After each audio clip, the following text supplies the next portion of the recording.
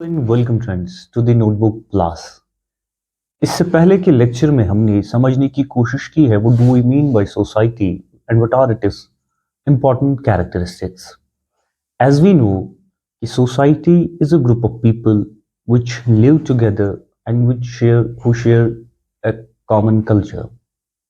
आज हम सोसाइटी के टाइप्स देखने की कोशिश करेंगे।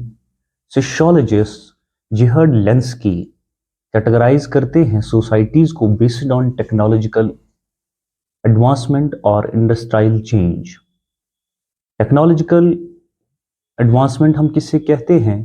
टेक्नोलॉजिकल चेंज है कि वन इंडस्ट्रियल चेंज आ जाती है, नई मशीनरीज आ जाती हैं, मास प्रोडक्शन हो जाती है और जो आपके टूल्स हैं to do work, to make your life better, to make doing work easy, जब उनमें चेंज आ जाती है, वो इम्प्रूव हो जाते हैं, तो हम उसे टेक्नोलॉजिकल चेंज कहते हैं या इंडस्ट्रियल चेंज कहते हैं। जेहर्ड लेंस्की का मानना था कि हम सोसाइटीज को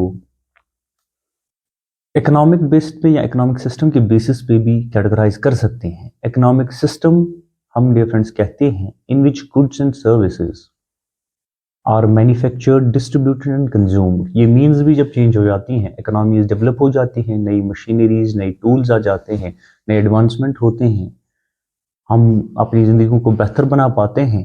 as we saw in after the industrial revolution in the 18th century कि हमने इंडस्ट्रियल रेवोल्यूशन आया कि नई टेक्नोलॉजीज का इन्वेंशन हुआ। हम डियर फ्रेंड्स, हमारी ज़िंदगी जो है आसान हुई है। हम आज 10 लोगों का काम एक मशीन से कर लेते हैं। जेहर्ड लेंस्की ने सोसाइटी को 3 ग्रुप्स में कैटेगराइज किया है based on the industrial change. One is pre industrial society, second is industrial society and third one is post industrial society. चलिए पहले प्री इंडस्ट्रियल सोसाइटी को समझने की कोशिश करते हैं। प्री इंडस्ट्रियल सोसाइटी में हमारे 5 सोसाइटीज का को कैटेगराइज किया जाता है कि काइंड्स हमें बता देते हैं based on the organisation of people, based on the advancement of technologies, based on कि how people use to live together, किस तरह से वो ग्रुप्स में रहते थे और किस तरह से एक दूसरे के साथ वो रहते थे, क्या उनके सोशल इंट्रैक्शंस रहे हैं उस टाइम में। सबसे पहली प्री इंडस्ट्रियल सोसाइटी में हमें हंटर्स एंड गैदरर्स सोसाइटी देखने को मिलती है। 10 to 12,000 ईयर्स अगो इस सोसाइटी के हमें जेनेसिस रूट्स मिलते हैं, जिसमें लोग अपने सर्वाइवल के लिए अपने सराउंडिंग पे डिपेंडेंट थे, वो नोमैडिक थे और खाने पीने के लिए वो हंट करते थे, जानवरों का शिकार करते थे या वो प्लांट्स वगैरह जो है उनको कंज्यूम करते थे। एक दूसरे से दूसरी जगह वो जाते रहते थे, रिलोकेट होते रहते थे, एक जगह उनका सेटलमेंट नहीं था। दैट इज वाई कि इनको नोमैडिक लोग भी कहा जाता था। उसके बाद हमें देखने को आज के डेट में अगर आप किसी हंटर एंड गैदरर सोसाइटी की एग्जांपल देखेंगे तो डेमोक्रेटिक रिपब्लिक ऑफ कॉन्गो में बम्बूती एक ग्रुप है, ग्रुप ऑफ पीपल, जो एक एग्जाम्पल मानी जाती है हंटर्स एंड गैदरर सोसाइटी की। द सेकेंड इम्पॉर्टेंट जो हमारी सोसाइटी वो है पेस्टोरल सोसाइटी। पेस्टोरल सोसाइटी में डियर फ्रेंड्स, लोगों ने स्टार्ट कर दिया एनिमल्स को डोमेस्टिकेट करना, लेकिन ये भी नोमैडिक थे। एनिमल्स को फीड करने के लिए इन्हें भी एक जगह से दूसरी जगह जाना पड़ता था। इनके अगर एग्जाम्पल आपको देखनी होगी तो आज के डेट में विलेजर्स है, विलेजर्स ऑफ मसाई, ये कीनिया में है, ये एक एग्जाम्पल मानी जाती है। आपके एग्जाम पॉइंट ऑफ व्यू से ये नेम्स इम्पॉर्टेंट है और ये डिफरेंट सोसाइटीज की कुछ फीचर्स जो मैं आपको बता रहा हूँ, इनको थोड़ा ध्यान रखिए कि अगर आपको क्वेश्चन पूछा जाएगा कि आप बताएं कि हंटर्स एंड गैदरर सोसाइटी के क्या फीचर्स हैं, क्या वो नोमैडिक थे, उस सोसाइटी में क्या इंपॉर्टेंट कैरेक्टरिस्टिक्स रहे हैं, तो थोड़ा इन पे आप ध्यान दें तो शायद आप एग्जाम में क्वेश्चन राइट टिक कर पाएंगे। सो दो पोस्टल सोसाइटी में सेटल लोग नहीं हुए, लेकिन कुछ टाइम तक वो एक जगह रहते थे एनिमल्स को डोमेस्टिकेट करते थे, एनिमल्स को उन्होंने अब पालना शुरू किया है और अपने खाने के लिए भी यूज़ करना स्टार्ट उन्होंने कर दिया है।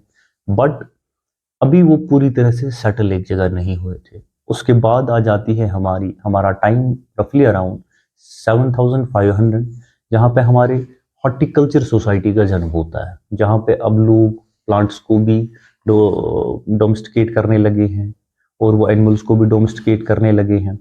यहाँ से सेटलमेंट्स होना शुरू हो गई है, बट ये सेटलमेंट्स अभी भी परमानेंट नहीं थी, अभी भी लोग सिविलाइज नहीं हुए, अभी भी लोग सिटीज एंड टाउन में नहीं रहने लगे। ये हुआ डियर फ्रेंड्स जब हमारा एग्रीकल्चर रेवोल्यूशन आया रफली around 5000 years ago. Agriculture society में लोगों ने एग्रीकल्चर जो क्रॉप्स की डोमेस्टिकेशन है वो करना स्टार्ट कर दी है, फर्टिलाइजर्स का यूज करना स्टार्ट कर दिया है। विलेजेस टाउन्स में अब वो रहने लगे हैं, सिटीज में अब वो रहने लगे हैं। यही सोसाइटी है या यही डेट है जिसे हम डॉन ऑफ सिविलाइजेशन भी कहते हैं, क्योंकि यहाँ पे लोग सिविलाइज तरीके से विलेजेस में परमानेंटली सेटल हो गए हैं। और जो और भी डिफरेंट चीज़ें हैं, फिलॉसफी, पोइट्री, म्यूजिक, उसका जन्म भी हुआ है। अब लोगों ने ये सब चीज़ें भी करनी स्टार्ट कर दी हैं dear friends. This is characteristic feature, these are the features of agriculture society. इसके बाद और एक सोसाइटी आती है जिसे हम फ्यूडल सोसाइटी कहते हैं। और feudal society dear friends categorize की जाती है, इसका इंपॉर्टेंट फ्यूचर है, अब हियरार्की ऑफ पावर स्टार्ट हो गया है सोसाइटी में। क्लासेस बनने स्टार्ट हो गए हैं, क्लासेस एग्रीकल्चर सोसाइटी में ही बनने स्टार्ट हो गए थे, लेकिन क्लासेस की जो क्रूड पिक्चर हमें नजर आई, जो क्लियर पिक्चर हमें नजर आई, वो फ्यूडलिस्टिक सोसाइटी में हमें नजर आने लगी।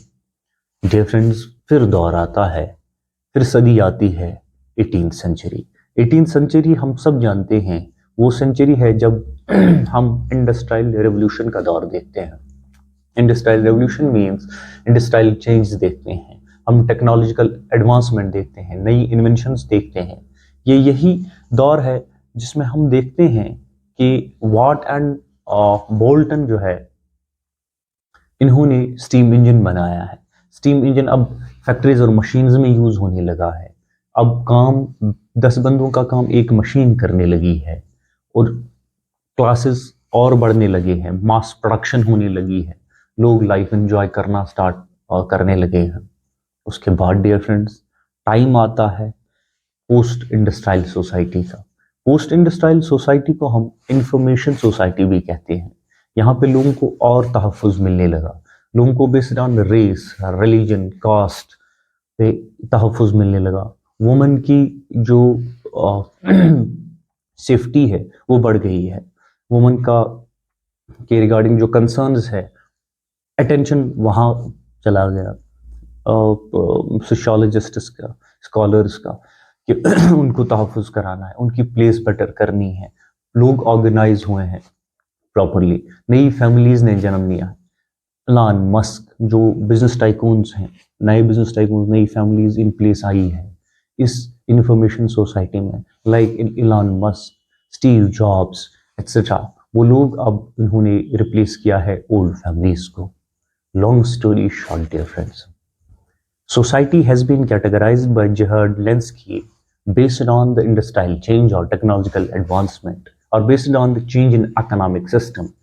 Economic system refers to goods and services which are manufactured, which are consumed and distributed. और इसी मैन्युफैक्चरिंग मैकेनिज्म में जब चेंज आई, डिस्ट्रीब्यूशन सिस्टम में जब चेंज आया, तो इसी के बेस्ड पे या इंडस्ट्रियल चेंज के बेस्ड पे जेहर्ड लेंस्की ने सोसाइटी को डेवलप किया है। And we saw in the pre industrial society we have 5 types of in societies. One, hunter-gatherer society, dated back 10 to 12,000 years, and we have pastoral society, dated back roughly around 7,500. We have agriculture society, we have horticulture society. उसके बाद industrial revolution आ जाता है great Britain में around 1765 में, जब हमें एक पूरी mass production, organization of labour देखने को मिलती है, नई इन्वेंशंस देखने को मिलती हैं। उसके बाद पोस्ट इंडस्ट्रियल सोसाइटी, जो सोसाइटी ऑफ इंफॉर्मेशन भी कही जाती है। Thank you very much for bearing me in this session.